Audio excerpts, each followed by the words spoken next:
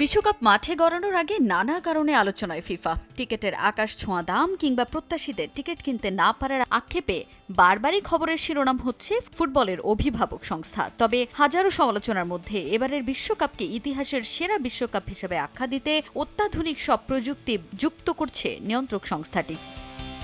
বিশ্বকাপ মাঠে গড়াতে বাকি আর মাত্র 6 মাসেরও কম সময়। এই অল্প সময়ে এবার অভাবনীয় সব প্রযুক্তি ব্যবহারের পরিকল্পনা ফিফার। প্রযুক্তির সর্বোচ্চ ব্যবহারের মাধ্যমে কোনো বিতর্ক ছাড়া বিশ্বকাপ আয়োজনের লক্ষ্য সংস্থাটির। সেজন্যই এবার ফুটবলারদের সঙ্গে প্রযুক্তির ব্যবহার করতে যাচ্ছে তারা। এবারের ওয়ার্ল্ড কাপে অংশ নেওয়া ফুটবলারদের জন্য এআই ভিত্তিক ত্রিমাত্রিক অ্যাভাটার তৈরি করতে যাচ্ছে ফিফা, যে প্রযুক্তির মাধ্যমে অফসাইড প্রযুক্তির সঠিক কার্যক্রম নির্ধারণ করা সম্ভব হবে, যেখানে গোল হওয়া নিয়ে থাকবে না কোনো ধরনের বিতর্ক।